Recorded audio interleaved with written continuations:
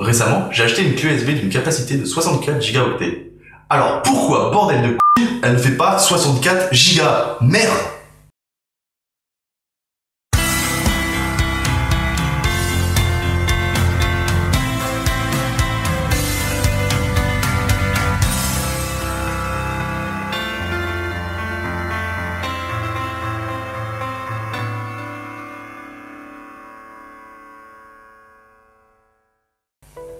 Ah oui, aujourd'hui on va parler de bits. Plus précisément, on va parler binaire et hexadécimal. Et pour commencer, on va partir sur ce qu'on sait déjà faire, c'est-à-dire ranger des feuilles dans des classeurs et compter en base 10.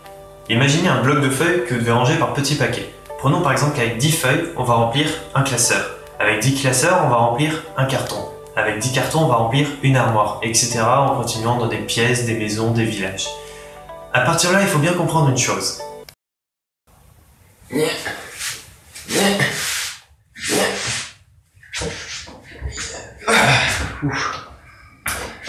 Juste pour prévenir, allumez votre cerveau.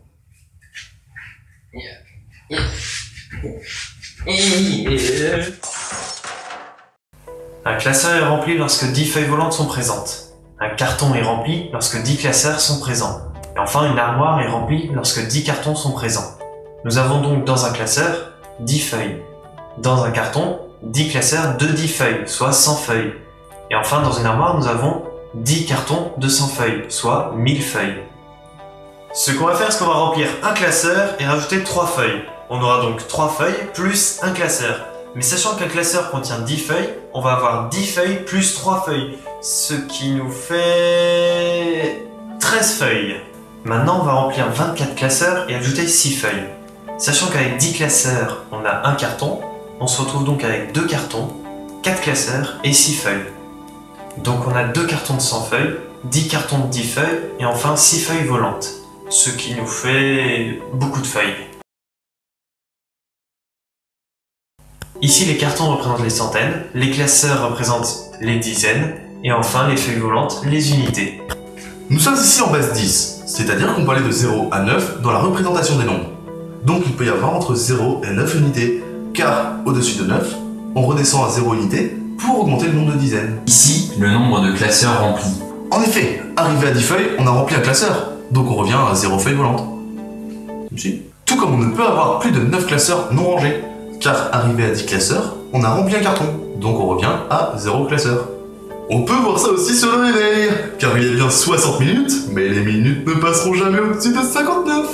Maintenant qu'on a rangé nos feuilles par paquet de 10, on va les ranger par paquet de 5. Non, tu fais chier, je venais de finir de ranger. Je m'en badigeonne les avec le pinceau de l'indifférence. Bien. Rangeons maintenant nos feuilles par paquet de 5. On utilisera donc les 5 premiers chiffres, soit 0, 1, 2, 3 et 4. En effet, on ne pourra jamais arriver à 5 feuilles volantes, puisqu'arrivé à 5 feuilles, nous remplissons un classeur. Donc en ajoutant une feuille, on passe de 0 classeur et 4 feuilles à 1 classeur et 0 feuilles. Donc on n'utilise jamais le chiffre 5. Et c'est pareil pour toutes les bases. Pour la base n, nous allons utiliser les n premiers chiffres, soit de 0 à n-1. Pour la base 5, on va de 0 à 4. Pour la base 10, on va de 0 à 9, etc., etc., etc. Bon, maintenant on va partir sur 4 classeurs et 4 feuilles. Je vais rajouter une feuille, c'est-à-dire une unité. Arrivant donc maintenant à 5 feuilles volantes, on va les mettre dans un classeur, mais du coup on arrive à 5 classeurs, on va donc les mettre dans un carton. Nous avons maintenant un carton de 5 classeurs, plus 0 classeur, plus 0 feuille. Nous avons donc 1, 0, 0 en base 5. En base 10, ça nous fait 0 feuilles, plus 0 fois 5 feuilles, plus 1 fois 5 fois 5 feuilles, ce qui nous fait un total de 25 feuilles. On peut faire pareil avec n'importe quel nombre sous n'importe quelle base. Prenons un nombre totalement au hasard. 69. Totalement au hasard. Ouais. Au hasard. On peut le compter en base 2, en base 3, en base 4, en base 5, en base 6, en base 7, en base 8, en base 9, en base 10, en base 11, en base 12, en base 13, en base 14, en base 15, en base 16, en base 17, en base 18, en base 19, en base 20, en base 21, en base 22,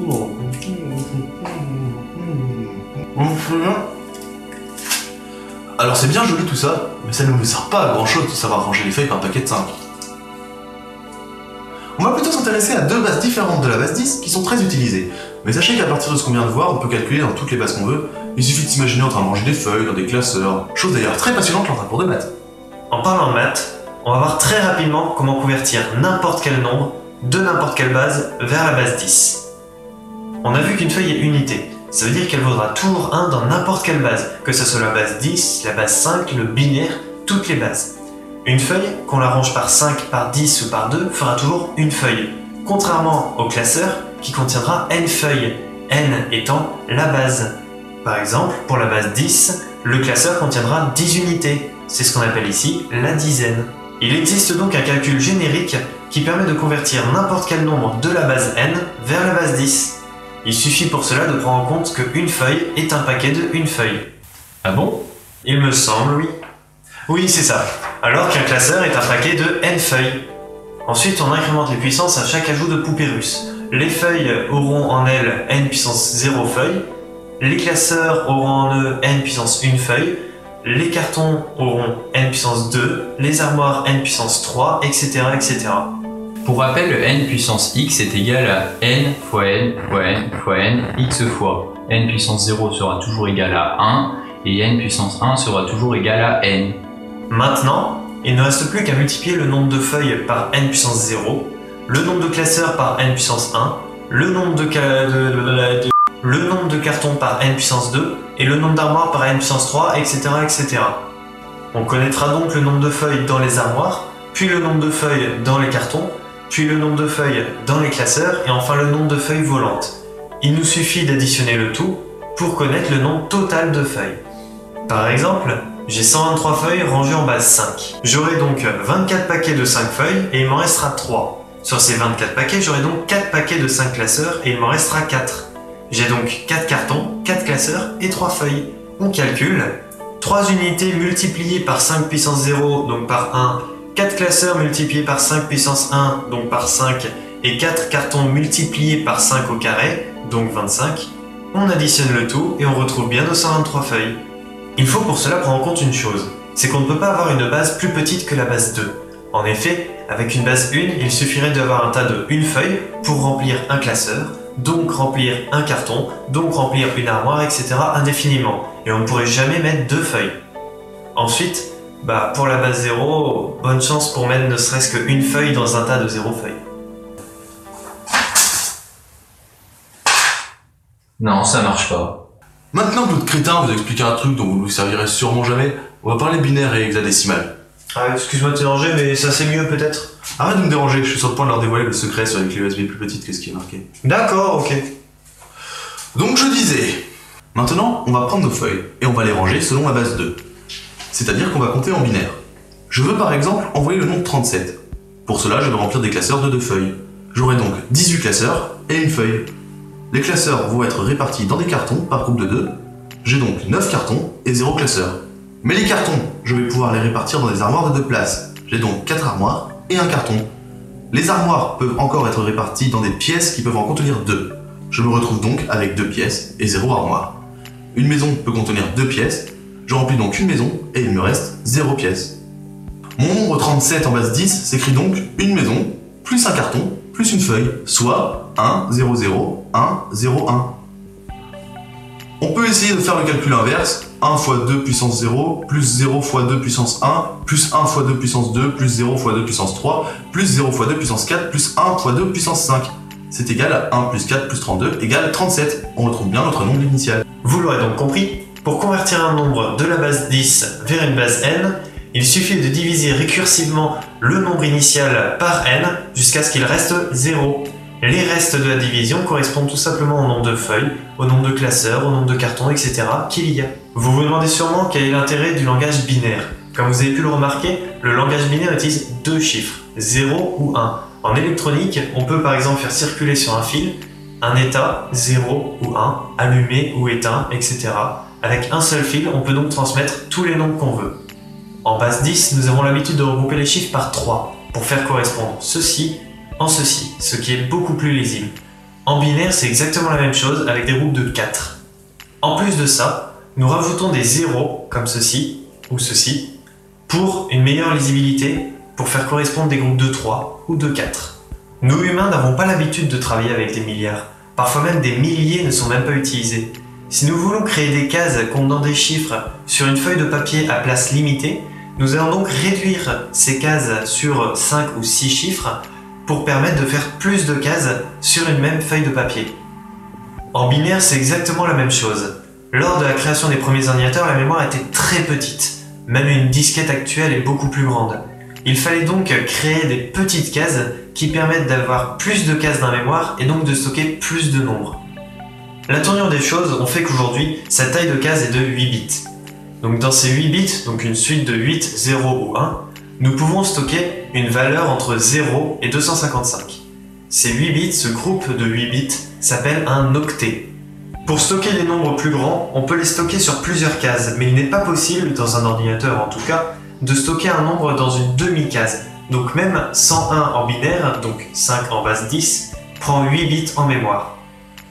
Aujourd'hui, on utilise beaucoup de multiples binaires pour calculer en base 2. C'est pour cela, par exemple, que vous pouvez trouver des clés USB de 1, 2, 4, 8 ou 16 gigaoctets, mais pas des clés USB de 13 Go ou 6 Go par exemple. Dans les multiples binaires utilisés, on trouve donc 1, 2, 4, 8, 16, 32, 64, 128, 256, 512 et 1024. Puis 2048, 4096, etc. Mais ce n'est pas le propos. Valant 2 puissance 10 et s'approchant de 1000, un ensemble de 1024 octets est souvent appelé kilo-octet. Or, vous l'avez appris comme moi, sauf celui qui crée le sujet de bac d'enseignement transversal en STI 2D, que le kilo est le préfixe de 1000, comme 1 giga est le préfixe d'1 milliard. Donc il faut arrêter de dire que 1024 octets fait 1 kilo-octet. 1 kilomètre fait 1000 mètres, 1 kilogramme fait 1000 grammes. Donc 1 kilo-octet fait 1000 octets. Cependant, un préfixe ne valant pas 1000 mais 1024 existe. C'est ce qu'on appelle un kibi. Et un kibi-octet vaut 1024 octets. Voilà, ça va mieux. Vous remarquerez que sur une clé USB qu'on achète, c'est bien marqué en gigaoctets et non en gibioctets. On va faire un test sous Windows avec mon disque dur de 750 Go. Le gestionnaire de disque m'indique qu'il fait 698 gigaoctets. Or Windows s'exprime en gibioctets mais marque en gigaoctets. Un petit test avec la calculatrice. On prend le 750 gigaoctets et on calcule combien cela fait d'octets en sachant que 1 gigaoctet fait 10 puissance 9 octets. Maintenant, on regarde combien cela fait de gibioctets en sachant que 1 gibioctet fait 2 puissance 30 octets. Comme on peut le voir, on retrouve bien nos 698 gibioctets. Vous pouvez tester le même calcul avec votre clé USB, vous constaterez la même chose. Donc ma clé USB 64 gigaoctets fait bien 64 gigaoctets, mais Windows s'exprimant en gibioctets ne m'affiche pas la bonne valeur. Sur les anciens PC, le processeur travaillait avec des nombres de 32 bits, ce qui veut dire que l'adresse mémoire était sur 32 bits. Donc pour accéder à une case de notre RAM, Une case égale un octet. chaque case doit avoir une adresse codée sur 32 bits. Nous pouvons donc avoir une RAM d'une capacité de 2 puissance 32 octets. Cela correspond à une RAM de 4 gigaoctets. La RAM augmentant avec le temps, il a fallu créer des processeurs acceptant des barrettes de RAM de plus de 4 gigaoctets. Pour cela, nous avons trouvé deux solutions. La première a été de créer un module qui s'appelle le PAE pour Physical Address Extension, qui permettait d'augmenter la taille de l'adresse mémoire sur 36 bits. Ce qui nous fait du 64 gigaoctets qui est largement suffisant pour un PC personnel. La deuxième solution a été de créer un processeur travaillant sur une longueur de 64 bits. En plus d'avoir une taille d'adresse plus grande et donc acceptant plus de mémoire, le processeur 64 bits travaille sur des nombres plus grands, plus rapidement qu'avec un processeur 32 bits. C'est donc cette dernière solution qui a été retenue aujourd'hui. Malheureusement, l'humain a beaucoup de mal à lire le binaire. On pourrait sans problème convertir en base 10 pour lire les valeurs, c'est ce qui est fait dans certains cas. Mais la conversion peut s'avérer lente pour un humain, surtout s'il y a beaucoup de données à traiter. C'est pour cela que nous avons créé l'hexadécimal. L'hexadécimal, ou 16 décimales, est comme son nom l'indique, une base 16. Pour représenter les 16 chiffres, on utilise les 10 premiers chiffres, De 0 à 9, de A à F. Pour passer du binaire à l'hexadécimal, il suffit de prendre le code binaire par paquet de 4, puis de convertir chaque paquet en symbole hexa. En effet, avec 4 bits, on peut coder un nombre entre 0 et 15. Voilà, maintenant vous savez compter dans différentes bases, et vous savez que si vous achetez une clé USB dans le commerce, il ne faut pas se fier à Windows pour connaître sa taille. Ce qui est intéressant de constater aussi, c'est qu'un bit n'est pas égal à un octet. En effet, télécharger à 100 mégabits par seconde ne veut pas dire que vous téléchargez à 100 mégaoctets par seconde. Or, les fichiers sont représentés en octets. Voire le millioctet.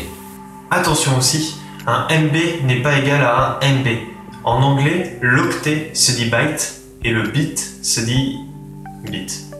Maintenant qu'on vous a bien bourré le crâne avec un truc dont vous ne vous servirez sûrement jamais, on vous tient au courant de l'avancée du site. Nous avons un site temporaire sur un hébergeur gratuit que nous mettons à votre disposition pour que vous puissiez interagir avec nous et partager vos connaissances avec tout le monde. Si un de vos sujets nous tient à cœur, on en fera une vidéo pour que tout le monde puisse en profiter.